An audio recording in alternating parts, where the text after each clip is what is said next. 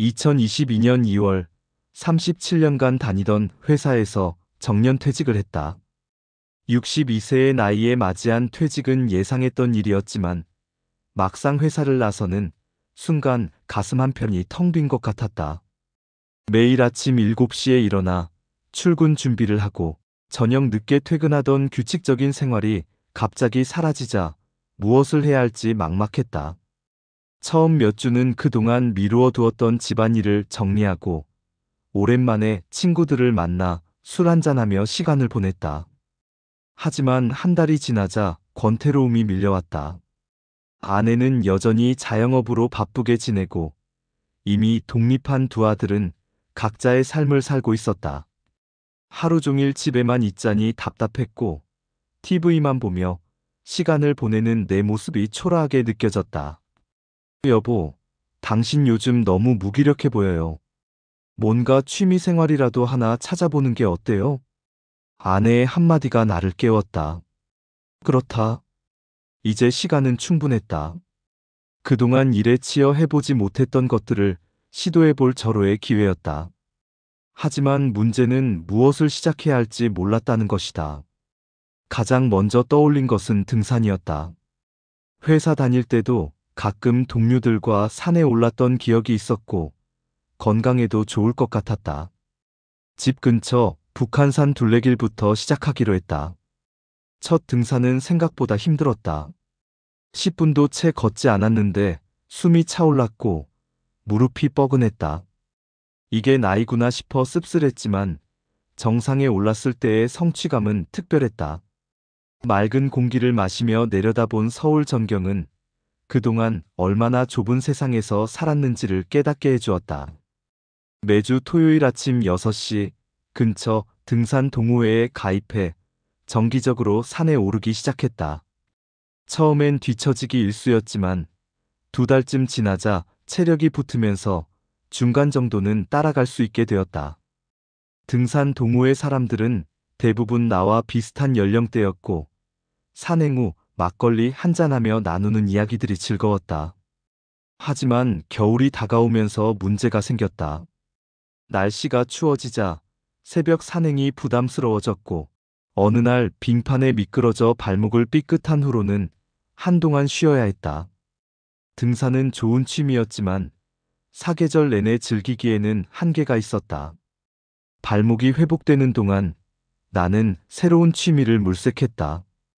등산하면서 스마트폰으로 풍경 사진을 찍는 것이 재미있었던 기억이 떠올랐다.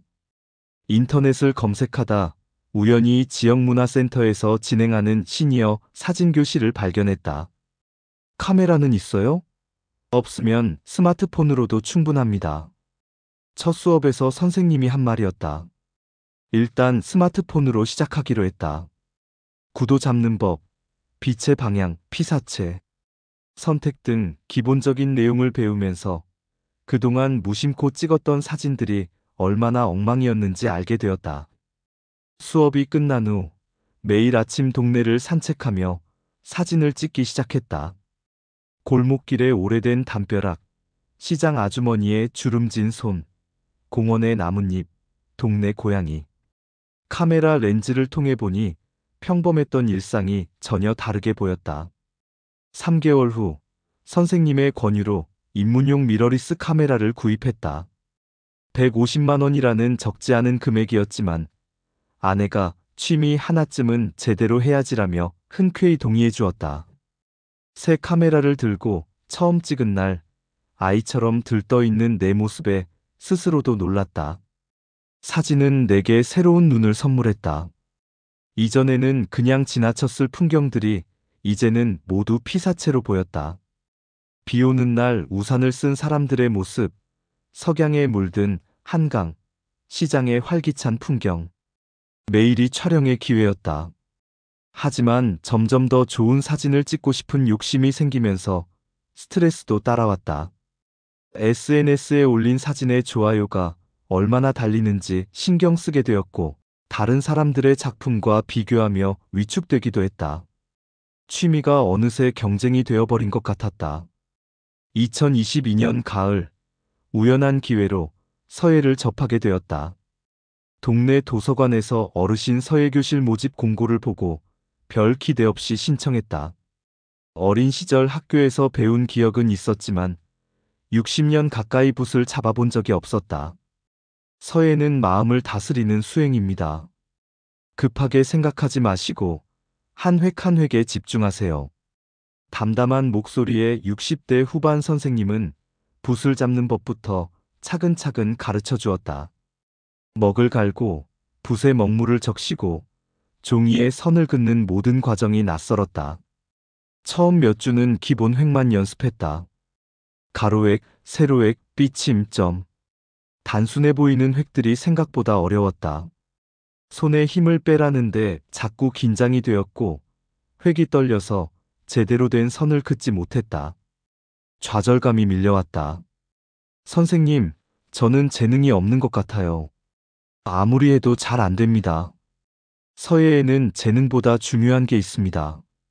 꾸준함과 인내입니다. 지금 잘 못 쓰는 게 당연합니다. 몇 달, 몇 년 계속하다 보면 어느새 달라진 자신을 발견하게 될 겁니다. 선생님의 말을 믿고 매일 30분씩 연습했다. 아침에 일어나 먹을 갈고 붓을 잡는 것으로 하루를 시작했다.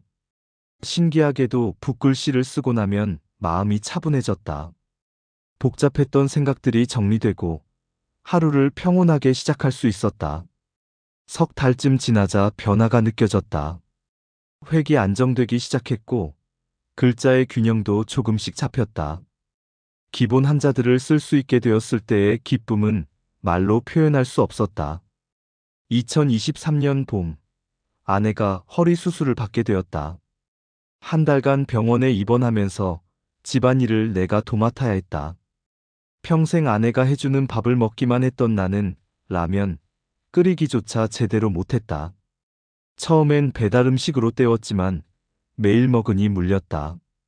어쩔 수 없이 유튜브를 보며 간단한 요리를 시도했다. 계란 프라이, 김치찌개, 된장국. 서툴렀지만 직접 만든 음식을 먹는 것은 나름 뿌듯했다. 아내가 퇴원한 후에도 요리에 대한 관심이 계속되었다. 당신이 요리를 하다니 해가 서쪽에서 뜨겠네. 아내는 놀라워했지만 내심 좋아했다. 주말마다 새로운 요리에 도전했다.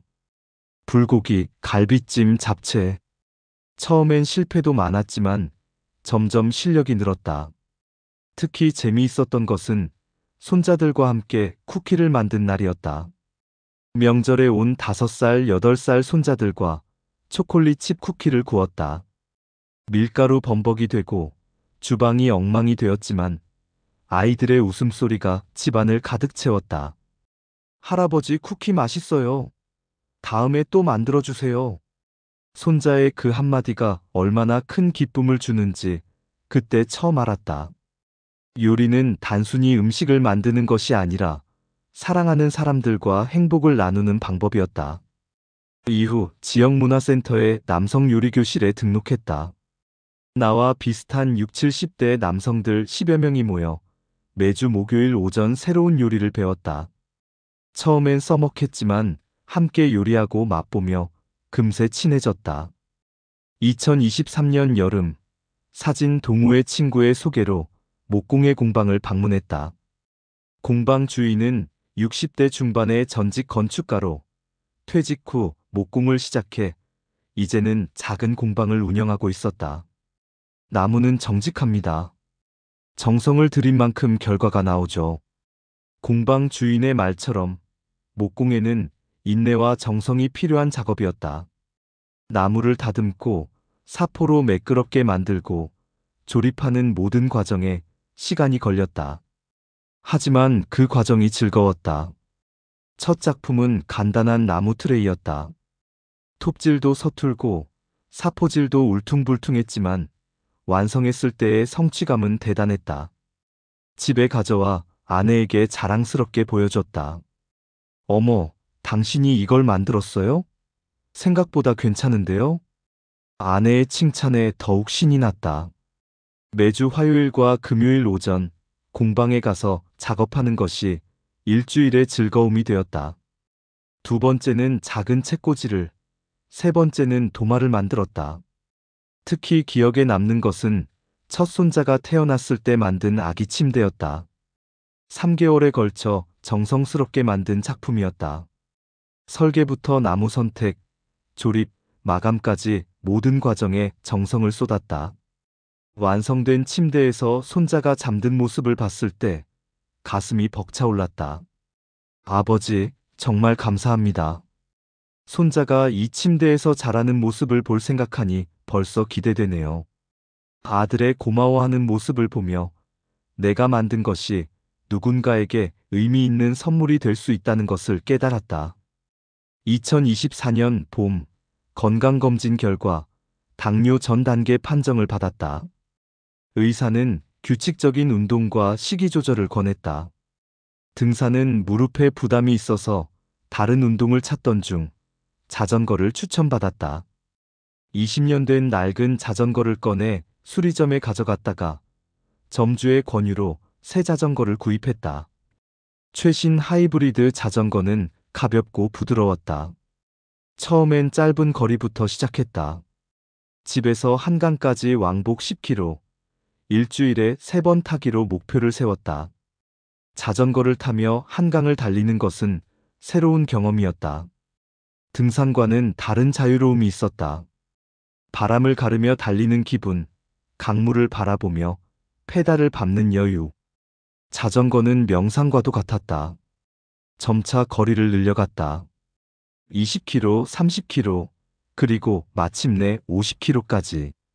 2달 후에는 자전거 동호회에 가입해 주말마다 라이딩을 나갔다.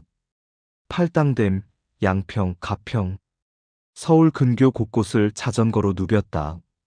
특별히 기억에 남는 것은 자전거로 4대강 종주를 완주한 날이었다. 3박 4일 동안 총 632km를 달렸다. 힘들었지만 완주했을 때의 성취감은 이루 말할 수 없었다. 67세의 나이에도 할 수 있다는 것을 증명한 것 같아 자랑스러웠다. 자전거는 건강뿐 아니라 새로운 인연도 가져다 주었다. 동호회 멤버들은 60대부터 70대까지 다양했고 모두 자전거에 대한 열정으로 뭉쳐 있었다. 라이딩 후 막걸리 한잔하며 나누는 이야기들은 삶의 활력소가 되었다.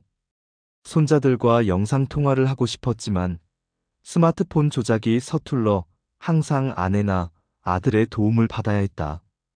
그것이 늘 마음에 걸렸다. 2024년 여름, 지역 도서관에서 어르신을 위한 스마트폰 교실이 열린다는 공지를 보고 신청했다. 수업은 기초부터 시작했다. 앱 설치하기, 사진 찍고 보내기, 카카오톡 사용법, 유튜브 보는 법. 젊은 사람들에게는 당연한 것들이 우리 세대에게는 새로운 배움이었다. 선생님, 이걸 누르면 되나요? 아, 또 틀렸네요. 처음엔 답답했다. 같은 것을 여러 번 물어봐도 선생님은 친절하게 다시 알려주었다. 수업이 끝난 후에도 집에서 혼자 연습했다. 손자 사진을 찍어 카카오톡으로 보내보고 유튜브에서 요리 영상을 검색해보고 SNS에 내가 찍은 사진을 올려보기도 했다. 한 달 후 드디어 손자와 혼자 힘으로 영상통화를 할 수 있게 되었다. 화면 속 손자가 할아버지 잘했어요. 라고 엄지를 치켜세우자 65세에 느끼는 성취감이란 이런 것이구나 싶었다. 이후 스마트폰은 내 취미 생활의 동반자가 되었다. 사진을 찍고 편집하고 목공의 작품을 SNS에 올리고 자전거 코스를 검색하고 영어 공부 앱으로 학습하고 디지털 세상이 두렵지 않게 되었다. 정년 퇴직 후 그동안 등산, 사진, 서예, 요리, 목공예, 영어, 자전거, 디지털 등 여러 취미를 시도했다. 어떤 것은 계속 이어가고 있고 어떤 것은 잠시 쉬고 있다. 중요한 것은 도전했다는 것, 그리고 새로운 나를 발견했다는 것이다. 요즘 내 일주일은 이렇다. 월요일과 목요일 아침은 서예, 화요일과 금요일 오전은 목공 공방, 수요일은 요리 교실, 주말은 날씨가 좋으면 자전거, 비가 오면 사진 편집이나 영어 공부. 저녁에는 손자들과 영상 통화를 하거나 아내와 함께 만든 저녁을 먹으며 하루를 정리한다. 지난주에는 목공예로 만든 소품들을 모아 지역 프리마켓에 참가했다. 많이 팔리지는 않았지만 내가 만든 것을 누군가 돈을 주고 산다는 것이 신기했다. 한 중년 여성이 내가 만든 나무 트레이를 보며 정성이 느껴져요라고 말했을 때 가슴이 뭉클했다. 취미는 단순히 시간을 때우는 것이 아니었다. 새로운 세상을 경험하고 새로운 사람들을 만나고 새로운 나를 발견하는 과정이었다. 처음엔 서툴고 부끄러웠지만 계속하다 보니 조금씩 나아졌다. 완벽하지 않아도 괜찮았다. 중요한 것은 즐기는 것이었다.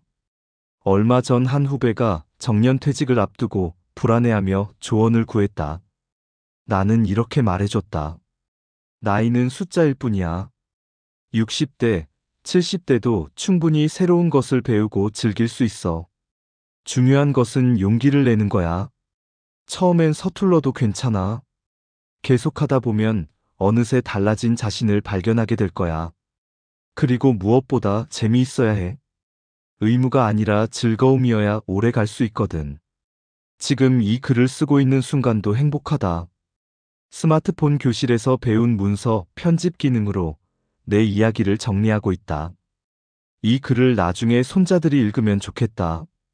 할아버지도 한때는 새로운 것에 도전하며 열심히 살았다고. 인생 2막은 이제 시작이다. 앞으로 어떤 취미를 만나게 될지, 어떤 사람들을 만나게 될지 기대된다. 건강이 허락하는 한 계속 도전하고 배우고 성장하고 싶다. 나이가 들어도 삶은 여전히 아름답고 가치 있다는 것을 매일 증명하며 살고 싶다. 오늘도 나는 공방에서 새로운 작품을 구상하고 한강에서 자전거를 타고 손자들과 영상 통화를 하며 아내와 함께 만든 저녁을 먹을 것이다. 그리고 내일은 또 어떤 새로운 하루가 펼쳐질지 설렌다. 이것이 65세의 내가 발견한 삶의 진실이다. 끝이 아니라 새로운 시작이라는 것. 그리고 그 시작은 언제든 가능하다는 것.